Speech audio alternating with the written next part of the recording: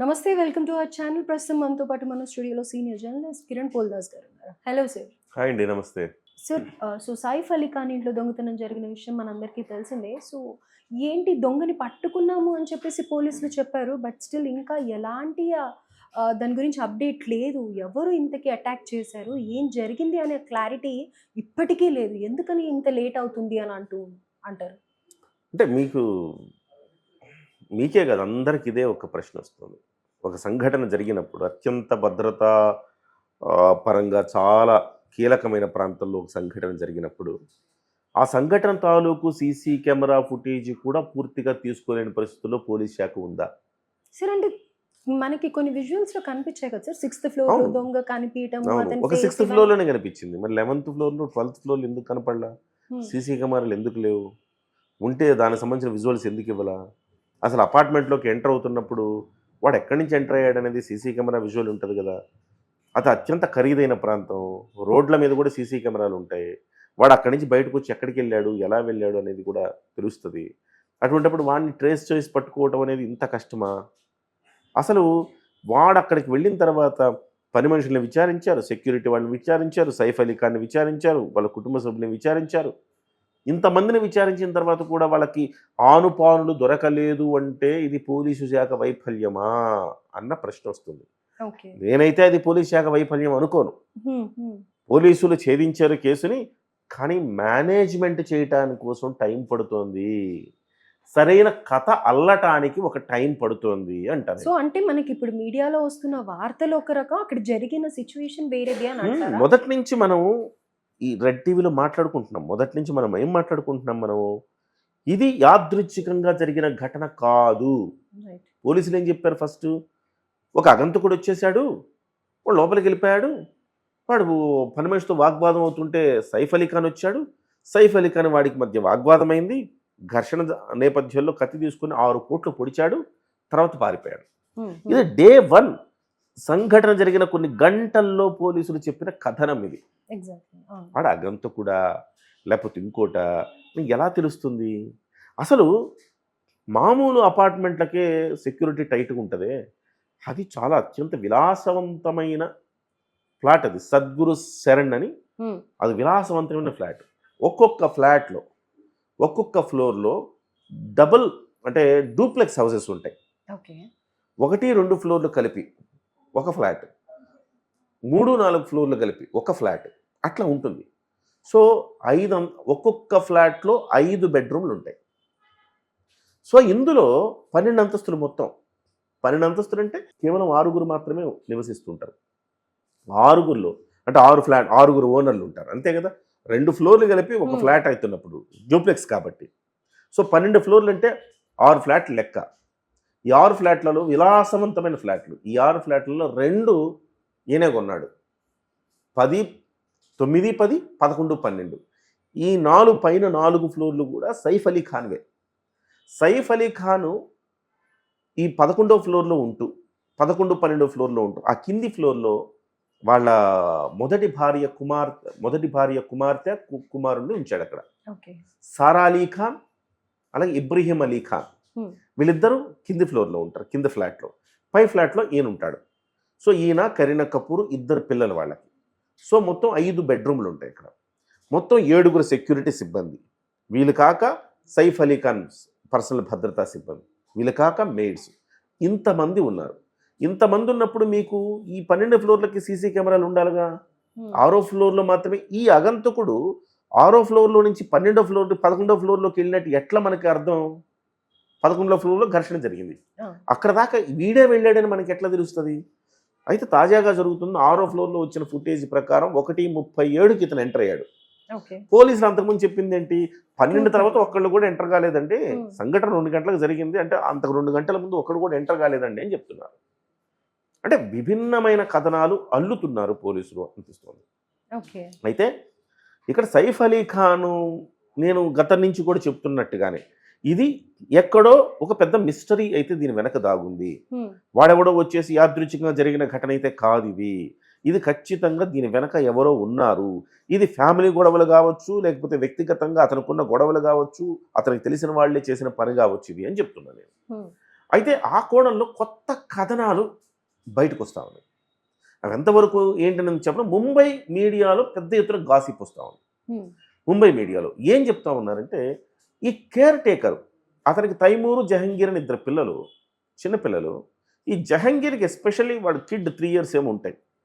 Especially వాడి ఆలనా పాలన చూడటం కోసం ఒక కేర్ టేకర్ ఉందట. ఈ సైఫ్ అలీ ఖాన్కి ఆ కేర్ టేకర్ తోటి సంబంధం ఉంది. సంబంధం ఉంది. అదే కేర్ టేకరు సైఫ్ అలీ ఖాన్ డ్రైవర్తో సంబంధం ఉంది. లవ్, ఇక్కడ లవ్ అక్కడ కొవ్వు రెండు ఉన్నాయి. సో ఈ త్రికోణపు లవ్వు కొవ్వు త్రికోణపు ఈ స్టోరీలో ఏం జరిగిందంటే, ఈ సైఫ్ అలీ ఖాన్ మీద కోపం పెంచుకున్న ఈ డ్రైవరే ఆ సైఫ్ అలీ ఖాన్ మీద దాడి చేశారని చెప్తున్నారు. సో ఈ అంశం పెరుగులాటకు దారి తీసింది. ఆ అమ్మాయికి వీడికి మధ్య పెరుగులాటకు దారి తీసింది. ఏరా నువ్వు ఈ అమ్మాయి పట్ల నువ్వు అట్లా చేస్తావంటే, నువ్వెవడివరా నువ్వు ఇట్లా చేసావు అని చెప్పి, సో మా మధ్య అనవసరంగా నువ్వు చూరి ఆ అమ్మాయిని నీ వశం చేసుకున్నావని వీడంటావు. ఇలా చేస్తే ఆ కిచెన్లో ఉండే నైఫ్ని తీసుకొచ్చి పొడిచాడని చెప్తాడు. అది విరిగిపోయింది కదా నైఫ్. విరిగిపోవడం అంటే సాధారణంగా హత్యకు వాడే నైఫ్లు అంతా విరిగిపోయే నైఫ్లు స్ట్రాంగ్ ఉంటాయి. ఈ కిచెన్లో నైఫ్ ఏదో తీసుకుని పొడిచాడు కాబట్టి అది విరిగిపోయింది అని చెప్తున్నారు. అండ్ ఇక్కడ ఉంది అది. సో వీడు అగంతకుడో దొండగుడో బయటోడో ఎవడో అయి ఉంటే గనక సైఫ్ అలీ ఖాన్ కొంచెం అలర్ట్గా ఉండేవాడు. మీరు ఆ ఫోటోలో చూస్తే వాడా కాదని మనకు డౌట్ ఉంది.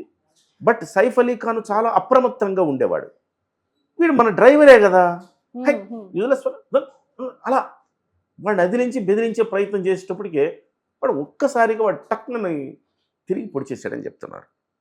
ఈ పొడవటంతో ఇది ఎక్కడ బయటకు పొక్కుతుందో, వాడెక్కడ ఇవన్నీ చెప్పేస్తాడో అన్న ఉద్దేశంతో కొంచెం స్లో డౌన్ అయిపోయింది ఎంక్వైరీ. పట్టుకున్నారు, కానీ బయటకి చెప్పాలంటే దీనికి వేరే కథనం అల్లాలి కాబట్టి ఇంకేదో కథనం అల్లి ఇదొక బయటవాడే చేసినట్టుగా సృష్టించి దానికి వాడికి ఏదో చెప్పి దాన్ని ఏదో మసిపూసి మారేడికాయ చేసి చేయాలి అనుకుంటున్నట్టుగా చెప్తున్నారు. సైఫ్ అలీ ఖాన్ అనేవాడే మామూలుడేం కాదు. సైఫ్ అలీ ఖాన్కి మంచి ఘన చరిత్ర ఉన్నది.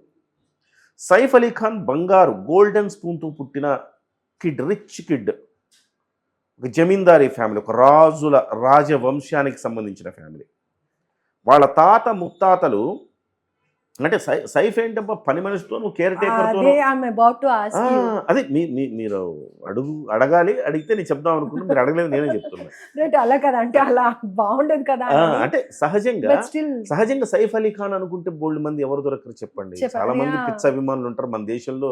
మన హీరోకి మూర్ఖపు అభిమానులు ఉంటారు. సో కానీ చివరికి ఏంది పని మనుషులకి కేర్ టేకర్లు కూడా పాల్పడతారా అంటే, పూర్వకాలంలో రాజులు ఏం చేసేవారండి, దాసీలతో కూడా అట్లే అక్కడికే నేను కనెక్ట్ అడగకుండా రాజులు ఏం చేసేవారు, దాసీలతో కూడా కనెక్ట్ అయిపోతుండేవారు. అలా కదా అలవాటు అది. సో సైఫ్ అలీ ఖాన్ ఎక్కడి నుంచి వచ్చాడని చెప్తున్నా. సైఫ్ అలీ ఖాన్ ముత్తాతలు 1300 శతాబ్దంలో ఈ మహమ్మదీయ రాజులు వచ్చినప్పుడు వీళ్ళంతా ఆఫ్ఘనిస్తాన్ బ్రీడ్. ఇదంతా ఆఫ్ఘనిస్తాన్ నుంచి వచ్చి ఇక్కడికి దాడి చేసి భారతదేశాన్ని ఆక్యుపై చేసినప్పుడు అక్కడ సైన్యాధిపతిగా సైన్యంలో ఒక కీలకమైన పొజిషన్స్లో పనిచేసేవారట.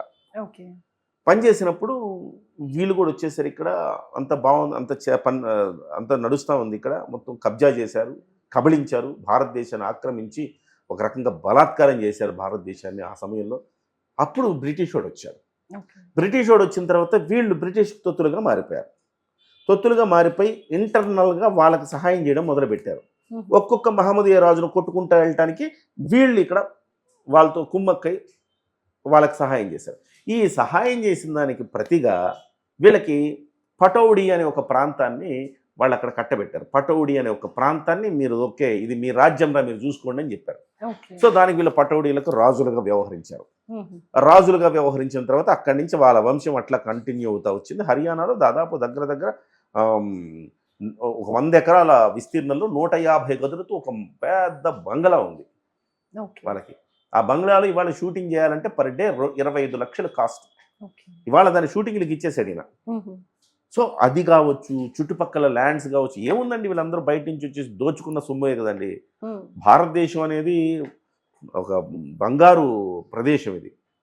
మనుషుల్ని ఇబ్బంది పెట్టారు, మత మార్పిళ్లు చేశారు, దుర్మార్గాలకు పాల్పడ్డారు, ఊసకోతలకు పాల్పడ్డారు, దాష్టికాలకు వ్యవహరించారు. ఆ జాతి వీళ్ళది. ఓకే. ఈ సైఫ్ ఖాన్ అనే వాళ్ళ జాతి ఈ రకంగా భారతదేశాన్ని దోచుకున్న, బలాత్కరించిన జాతి వాళ్ళది. సో వాళ్ళ దగ్గర నుంచి వచ్చిన ఆ బుద్ధులు ఎక్కడికి పోతాయండి? ఎక్కడికి పోవు కదా. సో ఆ రకంగా అక్కడి నుంచి వస్తున్న నేపథ్యంలో ఇప్పుడు సైఫ్ అలీ ఖాన్ ఏంటి తెలుసా? 10వ నవాబు. ఓహో. ఇటీవల కాలంలోనే ఆయనకి వాళ్ళ నాన్నగారు 2011లో చనిపోయిన తర్వాత అఫ్కోర్స్ ఇప్పుడేం పప్పులు ఉడకవు కదా, కానీ చాలా కాలంగా వాళ్ళ పప్పులు ఉడికి పరిస్థితి ఏం లేదు. కాకపోతే ఆ డైనస్టీ అలా కొనసాగుతూ వస్తూ ఉంది కదా. ఇప్పుడు ఆ కొనసాగింపులో ఇతను 10వ నవాబుగా ఈ మధ్యకాలంలో 2016 ఐ థింక్ ఒక 5-6 ఏళ్ల క్రితం అనుకుంటా, ఈ మధ్యకాలం అతను పట్టాభిషిక్తుడు కూడా అయ్యాడు. ఓకే. రాజుల బలుపు అవి ఉంటాయి కదా. మన దగ్గర పనిచేసే ప్రతి దాసి మనకి ఎప్పుడు చెప్తే అప్పుడు మనతో ఉండాలి అనే ఒక బలుపు ఉంటుంది కదా. సో అది ఈయన కూడా ఆ కంటిన్యూ బలుపు చేస్తున్నారు. ఈయనకు కూడా ఉంది. అందుకే ఈయన పుట్టిన తర్వాత లండన్లో అక్కడంతా చదువు వెలగబెట్టినప్పుడు చదువేం వెలగబెట్టలేదు ఈయన. ఓకే. అమ్మాయిలతో తిరగడాలు, చెడు వ్యసనాలకు బానిస అవడాలు ఇవన్నీ చేశాడు. Hmm. అట్లా కాదురా బాబు అని తీసుకొచ్చి వాళ్ళ నాన్న క్రికెటర్ చేద్దామంటే వాళ్ళ అమ్మ లేదు సినిమా నటుడిని చేయాలంటే వాళ్ళమ్మ అంటే వాళ్ళమ్మ షర్మిలా ఠాగూర్, హిందూ, రవీంద్రనాథ్ ఠాగూర్కి సంబంధించిన వాళ్ళు అనమాట వాళ్ళు. సో వాళ్ళమ్మ ఏమో సినిమా హీరోయిన్ చేద్దాము నా కొడుకుని అని అనుకొని సినిమా ఇస్తే, సినిమా ఫస్ట్ 23 ఏళ్ల వయసులో సైఫ్ అలీ ఖాన్కి ఒక సినిమా ఛాన్స్ వస్తే దాంట్లో అమృతా సింగ్ హీరోయిన్గా తీసుకుంది. హీరోయిన్ ఈ అమ్మాయి 12 ఏళ్ళు పెద్దది అతనికంటే. హీరోయిన్గా తీసుకుంటే ఇతను ఏం చేశాడు? ఆ అమ్మాయితో ప్రేమాయణం మొదలుపెట్టాడు. ఓకే. ఆ అమ్మాయితో ప్రేమాయణం మొదలుపెట్టి షూటింగ్కి 2 బాబు 9 గంటల కంటే చట్టపట్టాలు వేసుకుని వెళ్ళిపోయేవాళ్ళు. వీళ్ళందరూ వెయిట్ చేసి వీడికి అసలు సీరియస్నెస్ లేదు, వీడిని తీసుకుని మనం సంక్రాంతిపోయేటట్టున్నామని వీళ్ళిద్దరిని తీసేసి వేరే వాళ్ళని పెట్టుకుని ఆ సినిమా కంప్లీట్ చేసుకున్నాడు. ఓకే. సినిమా ఏం రాలేదు కానీ వీళ్ళిద్దరిది పెళ్ళి అయితే చేసుకున్నారు. Hmm. వాళ్ళ అమ్మా నాన్న వద్దన్నాగా బలవంతంగా పెళ్లి చేసుకున్నారు. పెళ్లి చేసుకుని ఒక 2 పిల్లల్ని కన్నాక మనోడి వ్యవహారాలు కొనసాగుతూనే ఉన్నాయి. తర్వాత కూడా ఒక ప్రీతి జంట అని, ఇంకో జంట అని, ఆ చెంట అని, ఓ చెంట అని ఆ జంటలుగా ముందుకెళ్తా ఉన్నాడు. Hmm. ఆ ముందుకెళ్లే క్రమంలో విసుగు చెంది ఆమె కూడా వదిలేసింది. ఓకే. వదిలేసిన తర్వాత ప్రతి సంవత్సరం ఇంకొక జంటతో తిరుగుతూనే ఉన్నాడు వీడు. తిరుగుతున్నప్పుడు చివరికి కరీనా కపూర్ వాడికి కనెక్ట్ అయింది. కరీనా కపూర్ కూడా అప్పుడు చాలా ఫ్రస్ట్రేషన్లో ఉంది. Hmm. షాహిద్ కపూర్తో బ్రేకప్ అయిన తర్వాత ఆ కసిగా ఉంది, ఇంకొకరిని వెంటనే ఎత్తుక్కోవాలన్న కసిగా ఉంది. ఆ కసిలో వీడు దొరికాడు. ఓకే. సో వీడు ఆమె కలిసి పెళ్లి చేసుకున్నారు. ఇప్పుడు తైమూర్ అని, జహంగీర్ అని వాళ్ళ పేర్లు ఎట్లా పెట్టారు చూసారా మీరు? తైమూరు, జహంగీరు అంతా ఆ నవాబుల పేర్లు. ఆ మొఘల్ చక్రవర్తులు ఎవరైతే దోపిడీదారులు ఉన్నారో ఆ దోపిడీదారుల వాళ్ళ పేర్లు పెట్టుకున్నారు వాళ్ళు. రైట్. సో ఇవాళ అది మనోడి ఘనమైన గత చరిత్ర. సార్ అది సైఫ్ మన అలీ ఖాన్ ఏజ్ ఎంత ఉంటుంది? 54 అట్లా ఉండొచ్చు. 1970లో ఏమో పుట్టాడు నాకు తెలిసి. రైట్. 54-55 ఏళ్ళు ఉంటాయి. సో ఇప్పుడు మొదటి భార్య 12 ఏళ్ళు పెద్ద, రెండో భార్య 10 ఏళ్ళు చిన్న. Hmm. సో ఆ రకంగా ఈయన సైఫ్ అలీ ఖాన్ అలాంటి బుద్ధులు కలిగిన వాడు కాబట్టి ఈ రకమైన పని పెద్ద మనిషితో. గాసిప్, పని మనిషితో ఈయన వ్యవహార శైలి ఇవన్నీ కూడా చర్చకు వచ్చినాయి. మరి ఇది పోలీసులు బయటికి చెప్తారంటే బయటికి చెప్పరు కదా. ఎందుకంటే కొన్ని వేల కోట్ల రూపాయల సామ్రాజ్యం ఉన్న వ్యక్తి సైఫ్ అలీ ఖాను. వాళ్ళ నాన్నగారి నుంచి 3-4 వేల కోట్ల రూపాయలు ఇప్పుడు ఆ ఒక్క ప్యాలెస్ అమ్మితేనే 1000 కోట్లేమో వస్తుంది. ఓకే. సో అన్ని వేల కోట్ల రూపాయలు ఉండే వీడు కూడా బాగానే చేస్తున్నాడు, ఇతను కూడా బాగానే సినిమాలు చేస్తున్నాడు కదా. సో అన్ని వేల కోట్లు ఉండే వాళ్ళు ఏదో ఒక రకంగా మేనేజ్ చేసి పరువు కాపాడుకోవడానికి ప్రయత్నం చేస్తారు కాబట్టి ఇవన్నీ బయటకు వస్తాయని నేను అనుకోను. కానీ ఇంటర్నల్ స్టోరీస్ ఇవన్నీ. బట్ ఏదో ఒక కాక్ అండ్ బుల్ స్టోరీస్ అల్లి ఈ కేసును మసిబూసి మారేడుకాయ చేసి ఫినిష్ చేస్తారు రేపు ఎల్లుండి.